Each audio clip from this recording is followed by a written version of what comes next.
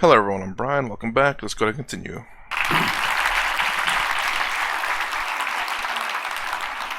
Thank you so much, Sadhguru. Now we shall be entering into the social media questions that our students have been sending in. So the first question is sent in by Shivangi Sharma. Lots have been spoken or debated about feminism. Girls are doing different things in the name of feminism.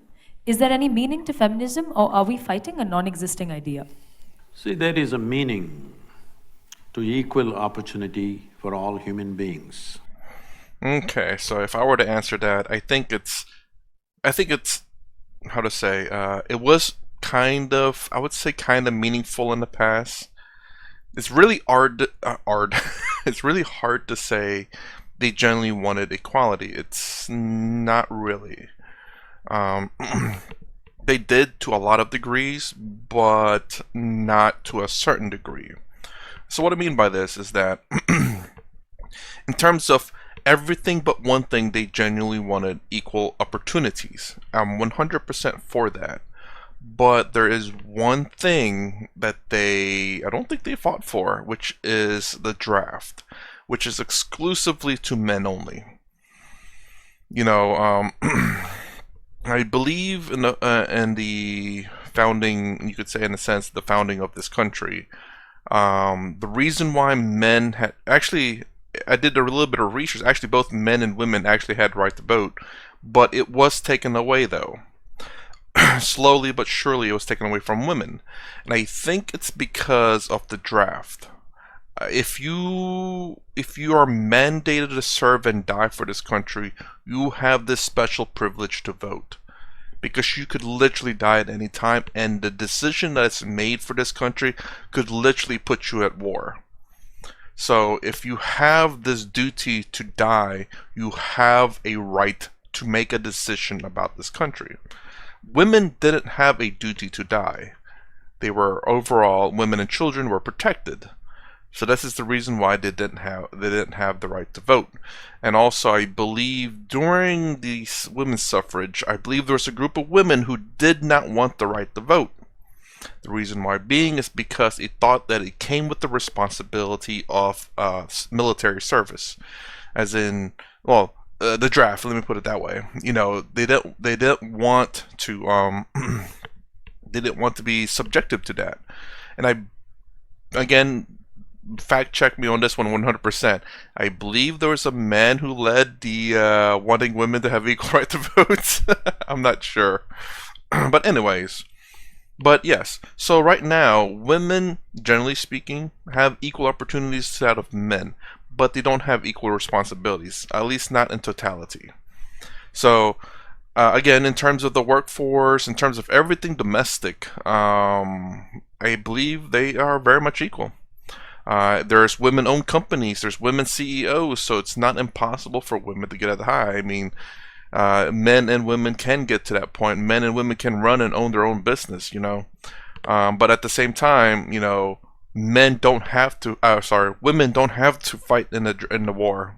Men, if the time comes, which I believe at this moment, I keep hearing that there's a shortage of people signing up to the military, meaning that should war arise, there's a high potentiality for a draft. And guess who are mandated for that? Men, not women. So right now, women have all the advantages of men, minus one downside. Again, I'd say in terms of, obviously for work and stuff, I'm all 100% for equal opportunity, not equal outcome. Now this is where the great question is, which I don't know where to stand on this because I see both point of views. Yes, both men and women are in this country, so they should both have the right to vote.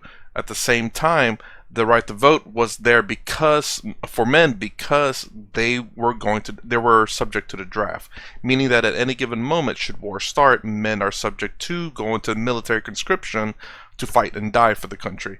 Women were not, and death is the ultimate sacrifice. I will say that you protecting someone, you protecting your home. And giving up your life is, I mean, that's just ultimate sacrifice. There's nothing. I don't believe there's anything greater than that. Now you can definitely put in the comments below if you believe there's something else. I believe there are many other sacrifices, absolutely, absolutely. But giving up your life to do something, it doesn't have to be war. People who protest, who excuse me, who, how do I say, set themselves on fire at certain points to prove a point. That's an ultimate sacrifice if that creates peace. Obviously, you know, it's a very very what a very very standout opinion, standout protest. I don't know what the right word is, but it is a very very strong verbalization of one's opinion.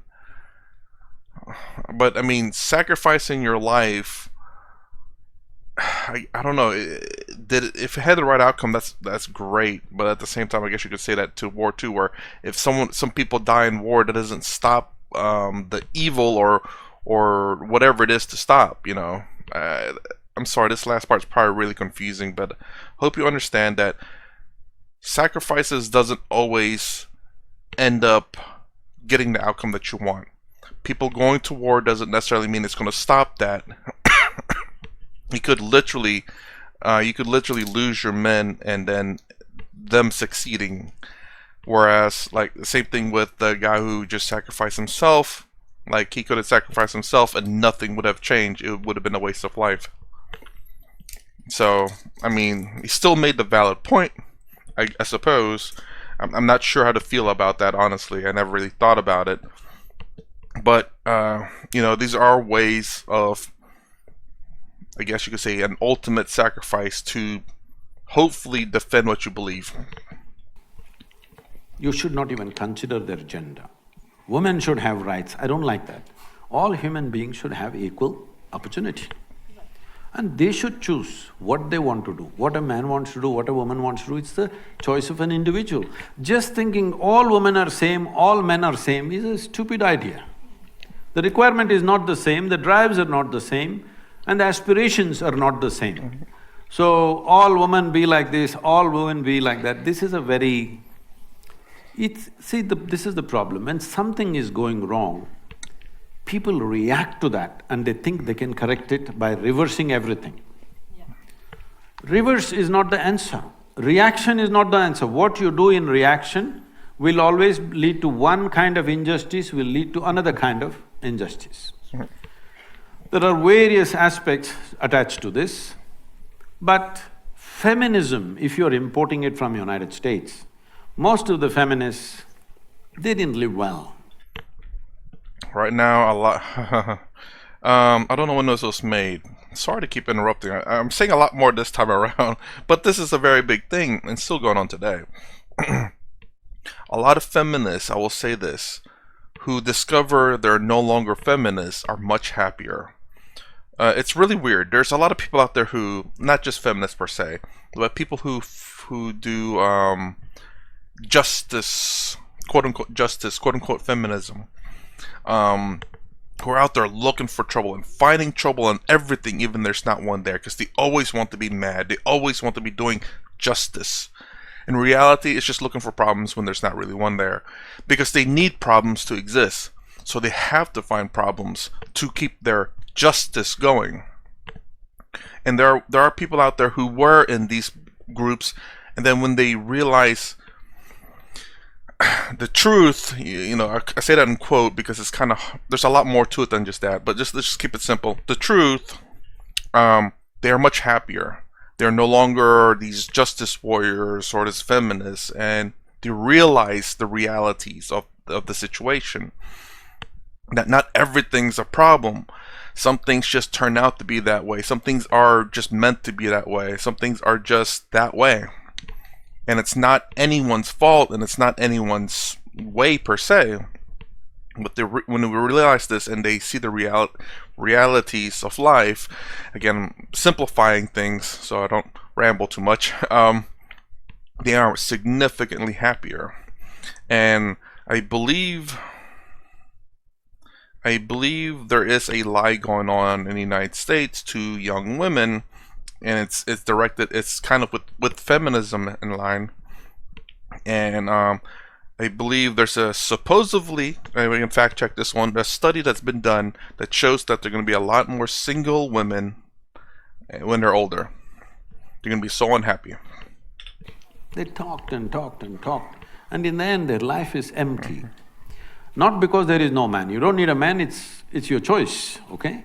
But the problem is constantly being in a state of reaction doesn't lead to well-being of a human being. This is one species. We should not forget this. These are not two species. This is one species. The species is made in such a way that they have to… There is only possibility to exist together. There is no other way. Question is how much need you have for the opposite gender or you don't have need for it, that's up to individual choices. But fundamentally, there is no such thing as superiority or inferiority. Once again, this superiority business has come, or this male domination has happened in various societies, mainly because we made economics the most important thing. Money is the only value. Now, the go-getter in the family is the only value. Let me share this with you. My mother did not earn a rupee in her life, and she didn't care about earning a rupee. But can you think that family… Can you think of that family without her? Is it even a possibility? Rubbish. It's simply rubbish. That somebody thinks, oh, she didn't earn a rupee, so she must have been a slave, so she was a housewife, she worked all the time, nobody paid her. This is just stupid stuff, okay? Because money has become the greatest value. Right now in this town, if you say there is a big man, this doesn't mean he has a big body, we don't value them anymore. It doesn't mean he has a big brain or a big heart or big something else. No, he just has big pocket. So this has to change in the society. If money is the only value, male is the only value, I want you to understand this. Today, in the name of feminism, unfortunately, a whole lot of women are desperately trying to be like men. And that's another thing, I'm amazed…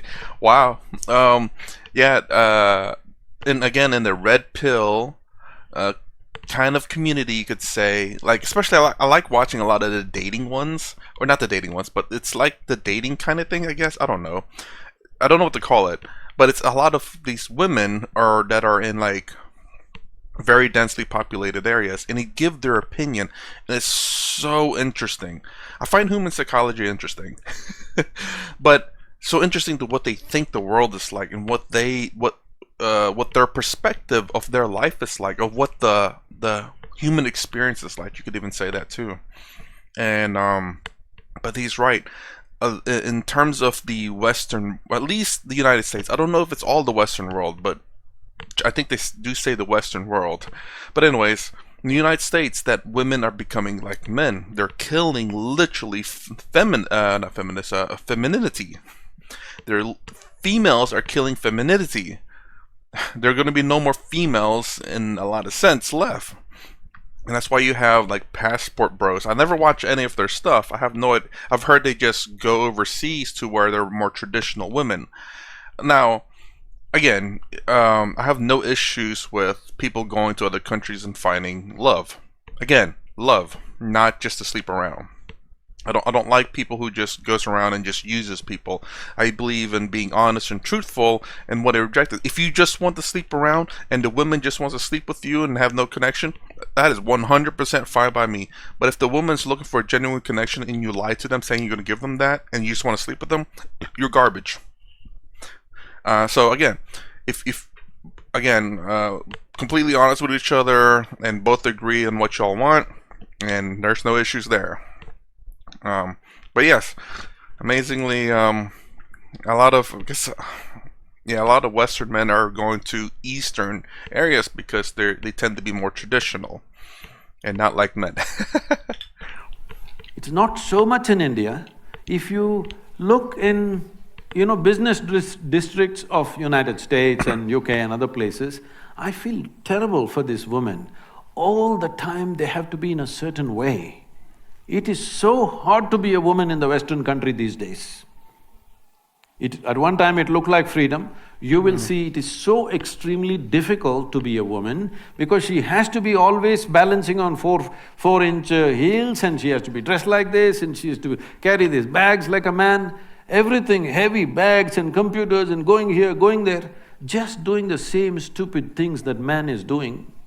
Again, he is absolutely right here. I'm sorry for pausing so much, but this is a big thing. Something I noticed, and it's very much, I don't know, something I still kind of watch, I suppose. Because it's always, I dabble in a little bit, but absolutely true. And I'd say, generally speaking, men have a harder life. But when women try to be like men, let me put those in quotes, it becomes so much harder for a woman. Now, there are some women out there who are, they are tough, and they can do it. They have that drive and a passion. But these are very rare women. Same thing for men who have that same drive and passion, very rare men. And these women and men, you tend to see them like in the CEOs, like I guess Jeff Bezos and Elon Musk. Because I only know them because they're always told all over the place. But there are women out there who run very big companies too.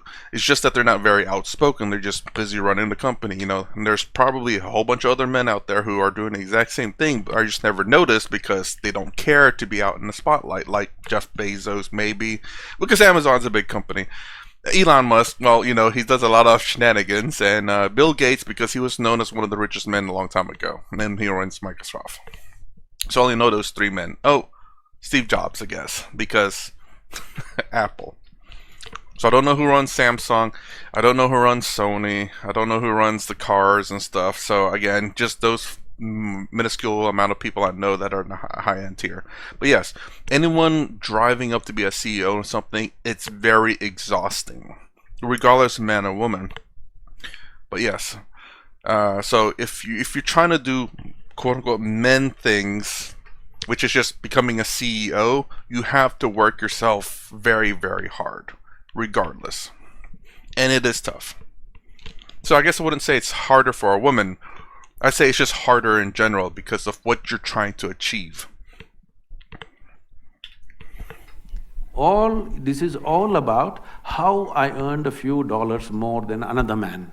This is just a stupid way to structure life both for a man and a woman. And for a woman, it will lead to a lot more suffering. Today, over 40 years of age, I think over 45 years of age, 42% of the women in America are on some kind of antidepressants or something else. This doesn't speak well. This doesn't show that it's worked, isn't it? Well, exploitation comes. Whoever is powerful tries to exploit. See, you must understand it's not about a man or a woman. Whoever has the power tries to exploit. People are not trying to exploit the woman. They will exploit another man also. A child, why children are beaten in this world? Simply because they're small. Hello? If your children were bigger than you, would you beat them, I'm asking you? Wait, why were we laughing at that? That seems so wrong. I guess we're all beaten. So, anything that is weaker than you, somewhere you think you must exploit. If this has to go, the front end of your life should be your consciousness. Why consciousness is? Sorry, pause right there. That was supposed to be the answer that she gave that they never really finished in one of the videos. It's saying, what do you want to be the forefront of your life? She said, the mind. The mind is nothing but memories. I get what she's trying to say because, again, she, like me and most people in the world, we think the mind is who we are. When you really, really, really think about it, even in my perspective, we are part of the mind, but not the whole mind. Well, I won't say my perspective, but yeah, I guess you could say my perspective. There's this thing in the brain, somewhere in the brain. Not speaking from Advaita Vedanta, from my own perspective, that I believe, because I don't know for sure. Again, just because I believe it doesn't mean I'm saying it is the truth. No, it's the most probable thing I can think of. Whether I'm right or wrong, you know, it's whether I'm right or wrong. If I'm wrong, I'm wrong. If I'm right, I'm right. I don't, honestly, it's fine either way. But anyways, that you are not the brain, you're not the mind. It's something, you're something else completely different, which is still somewhat in lines with Advaita Vedanta, which you're not the brain, you're not the mind, you're something else completely different. But it's just the location's the only thing I kind of could say I disagree with. It's just because, again, I have no proof of either one, Advaita Vedanta or even mine, so they're both equally true. You could say maybe mine slightly more, just because I have a slight bias towards my own opinion, but nonetheless, that doesn't say much for it. But again, going back to what I was trying to say, is that's the answer that she should have gave. I don't know why they never finished that question. That she just stuck with the mind, and now hopefully she understand that you're supposed to be about your consciousness. You want to be conscious about the decisions that you make, not because of what your mind brings up from memory. See, when we sit here, your body is your body, my body is my body, 100%. Till they bury us, we don't understand it's the same stuff. Yes? When they bury us, we get it, it's the same soil. But right now, this is me, that's you, 100%. Now you are very cautiously agreeing, disagreeing, because your mind is your mind, my mind is my mind. Yes? But when it comes to life, there is no such thing as your life and my life. There is just life, this is a living cosmos. You captured a little bit of life, I captured a little bit, somebody else captured a little bit. But it's like blowing soap bubbles. You blew soap bubbles when you were young? Yeah. So you got only this big bubble, somebody got this big bubble. Same soap. Everybody has air in the lungs, but one person gets this big bubble, another person gets this big bubble. Why do you think? Certain level of attention, isn't it? In blowing a simple soap bubble, there is a certain methodology and a technique to it. Now you filled up this much, poop, it went. Then you can't say, this is my air. There's no such thing. So similarly, as you sit here, there is your body and my body, your mind and my mind, there's no such thing as your life and my life. If you put that as the front end of your life, all these discriminations, prejudice, nonsense, your body will not work against you and anybody, your mind will not work against you or anybody, your emotions will not work against you or anybody, because it is the identity which decides how your mind functions, isn't it? Right now this feminism is coming from, I'm identified as a woman. No, physically you're a woman, it's fine. 50% of the population should be women, always. Always it should be. That is good. But your identity need not be 100%. You are identified as a woman at one level, but your identity need not be 100% with your female body, because this means we are identifying with body parts. If we must identify with body parts, why choose reproductive organs? At least choose the brains. The brain is my enemy. I'd say choose the mind at the very least, because the brain brings up bad memories. But then again, the mind and brain are kind of almost interchangeable. I guess the brain's technically the organ, and the mind is the flashy lights, I suppose. But even then, like you said, my brain is the enemy. Brain mind is the enemy. So this is another question from Shruti. This question is for Sadhguru, the style icon. Nowadays, fashion is a multi-billion-dollar industry. At the same time, in the name of fashion, really unappealing, gross trends also come out. In the name of fashion, are crossing a line, and how do we identify the line? In the name of fashion, are crossing a line. And how to identify the line? Oh my gosh, I am definitely not fashion. I am the worst person to talk about fashion. This shirt was like anywhere from $5 to $1. It's gray and has no logos on it, so it's fine. This is the way I look at fashion. I consider it art. Fashion, art, and art is in the beauty of the eye of the beholder. I'm not saying that right. Anything that is subjective is art. Whether something looks good or not is art. there's no denying that, man, I can't find, there's no denying that this is a pen. This is objectively a pen. And you can subjectively say it's an ugly looking pen. Absolutely. The pen's design is an art. But there's no subjectiveness that this is a pen. Now, whether it works or not, it's not subjective. It is objective. So, anything that says, it looks ugly, it's art. Art is meant to be whatever. Beautiful, it's supposed to be. But ugly to some people.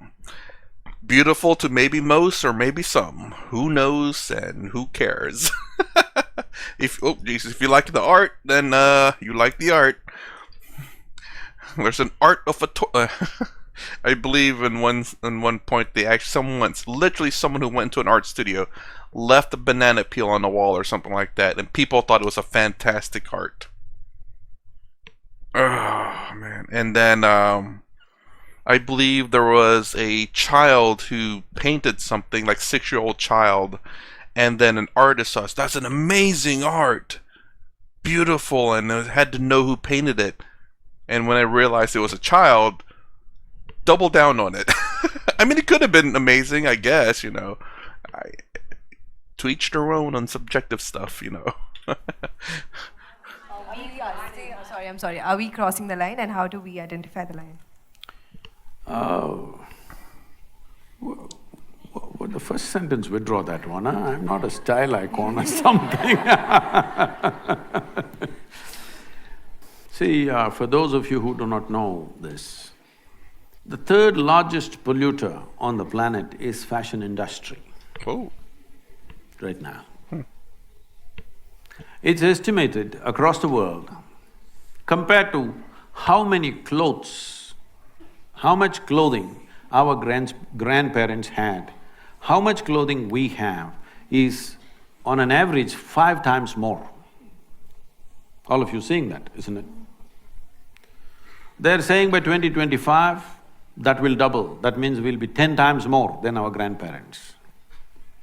Out of this, all this cloth that we are wearing, 98% of it is now synthetic fiber, only 2% is natural fiber. Out of this, 95% is polyfiber. Polyfiber has entered our bodies, has entered the plants, has entered the animals, has entered the food chain, water, soil, everything. This is one thing that's gone under the radar. Everybody is trying to shoot at that little plastic bag, which must be done, of course, but the polyfiber cloth is the largest polluter which is going under the radar. It is sitting on our clothing, on our bodies, constantly polluting everything because the micro polyfiber is just getting into everything. I just want to throw in another thing real quick. You might say this in there too or not. It's just a sheer fact, all the amount of clothes that are being made. I'm wondering if there's a lot of them who are not being sold, and then they just make a whole new batch again. Keep making more and more clothes, whether we need them or not, and it's just a constant being made, whether they're sold or not. And then maybe, you know, there's also the possibility that, you know, people just go through the clothing really quickly. Like they're so cheaply made that there's a lot of holes and stuff in them. But yeah, so far, I'm trying to think. Okay, I only buy clothes when they're on sale. Last time I bought any clothing was probably about 3 years ago. So the last time I bought clothes was 3 years ago. And it's probably like shirts like this, like $1. Whenever I saw them for $1, had to buy them. As a matter of fact, I have a lot of them. And until they all don't work anymore. And plus, I got a whole bunch of free clothes from my work too, because celebration of the year or whatever, they give a free shirt. So I use those. Now, until I need clothes, like for work or something, I won't buy anymore. Like, again, like I said, I think the last time I bought clothes was 3 years ago. Maybe 5. 3 to 5 years ago was the last time I bought clothes. That includes underwear, too. No matter how holy those things get, they're still under the clothes, so no one will know. There are no poignant pictures of a turtle being trapped in a plastic bag or something like that, but we are all those turtles stuck in these things. So one of the things that we are doing is, as you know from your history, that India was the greatest supplier of textiles to the rest of the world at one time. 60% of the world's exports was Indian textiles 300 years ago. I'll say this, it's pretty crazy. 60% textiles and like I think 80% spice. That's pretty crazy. That's a lot coming from India. It was systematically destroyed during the British era. Over 3 to 4 million people died in about 50 years simply because the industry was systematically knocked down. And that's one reason why when the English left, nearly 91 or 92% of the people were in agriculture, because all these weavers went back to agriculture just for sustenance. That is why such small holdings all over the place and agriculture being in such disarray, one reason is because of destruction of handloom industries. To a point where one of the Governor-General said, the fields of India are bleached by the bones of the hand weavers in 1860, because millions died. So having said that, we still have the skills. India is poised, if we do the right things, to be able to clothe the world once again in a sensible way, in a natural way. And in the sense, this can be economically fantastic. We could completely stop farmer suicides and the distress of the farmer if part of the agriculture is towards generating natural fiber.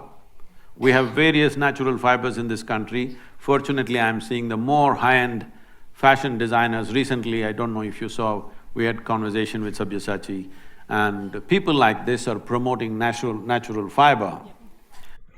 I will say this is interesting. This is something, again, so far a lot of the issues that I see are very much, in the United States and India. Suicide rates, though, in terms of farmers, this is something that is not in the United States. So this is something, as far as I know, I don't know if it's unique to India, I doubt it, but it is definitely India related. And that's genuinely sad. I wonder why, though. Why something specifically to farms when there's a lot of people to feed? So it shouldn't be a financial thing. Is it hard, or I don't know. I wonder if anyone knows why is there perhaps a large suicide going on in farming? I'm curious to know. That's one thing I don't understand. So I do want to know. Like, I understand there's high male suicides in the United States. Suicide rates for male is pretty high. And there's a particular group of people that has higher, I believe. And I understand why. And it sucks. I hate that. But this is one I don't understand why. It's like, farmers are needed, so it shouldn't necessarily be a financial thing, I don't believe. What's the cause of it? If anyone knows, let me know. Well, now that you called me a fashion icon, let me admit this. In the month of October, we are having a fashion show in New York City. Woo! This fashion show, I'm not going to walk the ramp, okay? This is not about showing the apparel, but this is about exposing the top designers in America to Indian textile, the fabric. So 30 varieties of fabric we are already have already transported to United States, it's waiting there. We're going to display this and give this material to them, of some part of it free of cost, so that they can try what they want and Very to smart. promote this.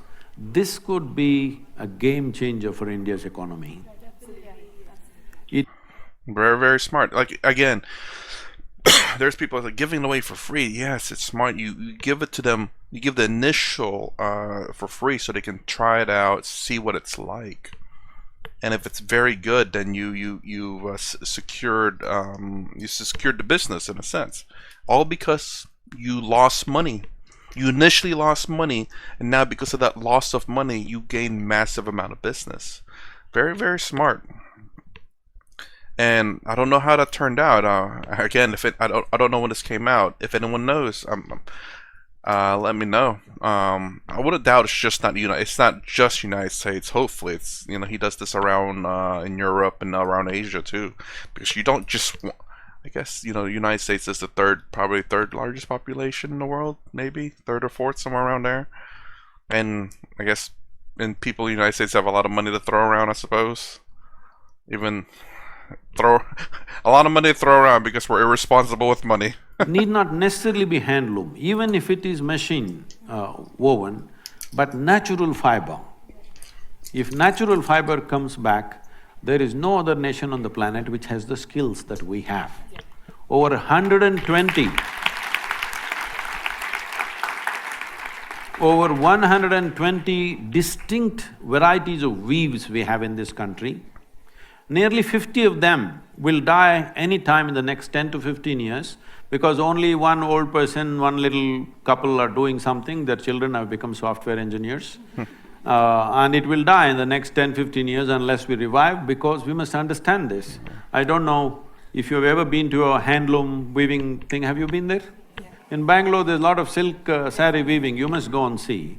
At one time, my father believed that I will go into this because the larger family was involved in silk weaving. So I went there to see, I was just 17, I wanted to see how they do it. I was, cocky and like that. He's working on the loom, they're weaving a silk saree, he's just doing I think, at that time I think I'm smart, then I realized that's different. And I'm paying full attention and looking. Simply he's doing this, simply one flower opens up in the cloth, another flower opens up here, geometrically perfect. If you have to put this into your software, it will take so much effort. This guy's got it in his head simply. So, we have destroyed this mainly because of compulsory education. Okay? Yeah. It's kind of like you look in the United States too, where a lot of people are going to college because they want that education. And when you look at what's needed for an education, there's a lot of things, for sure, doctors, lawyers, things like that.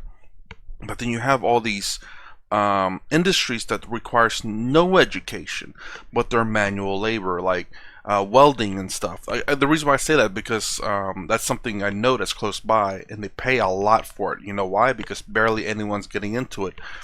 And when welding is in mass need, because it's what's keeping certain things together. If things fall apart, you need to weld them back together. If you can't get someone to weld that back together, it costs a lot to buy a whole new whatever it is compared to just making a repair. So welding is very high demand because everyone's getting into the education. Everyone's getting into what they consider to be a high-paying business, but there's an underlying, I won't say underlying, I don't know how to say it, but let me just say it. Welding pays really, really well, but no one knows. There are a lot of these work that requires not a college education, but you need experience, you need technique, and they pay extremely well, even maybe sometimes more than a college education, more than doctors, more than whatever, just because there are so low in supply of these people. Not many people know about it, so not many people get into it, so there's a very high demand for it. Whereas everyone knows about doctors, everyone knows about lawyers, everyone knows about, whatever else, computer programming, but welders, barely anyone knows about it, just because no one talks about it. Everyone thinks of it as like a dirty job or too manual of a labor, but it pays well, I heard. If a son or a daughter with their father or mother goes to the loom or to the agricultural field to work with their parents, the parents could be arrested because child labor.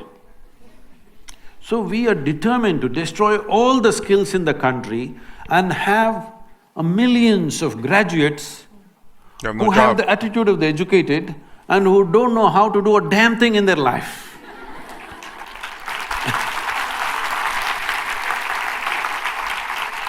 So, we push the education system towards only 50% of the time that you spend in the school should be academics. Rest of the time in villages, agriculture, craft, music, dance, folk arts, many things. For the first time, the central government announced about a month ago, 50% of the time is academics. But to implement that, it'll take… the speed at which we move, it may take 10–15 years, because infrastructure, training, you need teachers and everything. So coming to fashion, I think all of you must be style icons in some way. That means you're not just imitating some rubbish that some model or somebody does, something that fits you. Because each body is made differently, there is a certain way to arrange aesthetics for your own self. For your body, and style is also for your mind and emotion, isn't it? Not just about your body. So it must arrange itself like that, and please, maybe right now it's not possible for everybody, at least one day in a week, please wear natural fiber. Many farmers will not die if you do just this one thing. At least one day in a week, wear natural fiber, you may save many farmers' lives, because this will be a steady market. If you grow more vegetables, it goes on the street. If you grow less, it's always a struggle. But if part of it goes into producing natural fiber as it used to be in this country, we were the largest cotton and jute manufacturers in the world, but all wiped out. Time to get it back. Okay, I'm gonna pause it right there. I spoke quite a lot in this one. So anyways, never thought about the clothing and seeping into our bodies. I don't know if that's true or not, but I completely get it, you know. I never knew what polyfiber is, you know. It seems interesting, you know, polyester. I thought it was maybe natural fiber, or something, just like a different type of fiber, maybe a mixed fiber, like synthetic and real fiber. Because cotton, at least I remember, cotton's always so hot because it's so dense.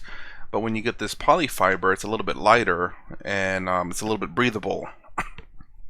I think a lot of the sportswear are kind of like that, like a type of polyester, I believe.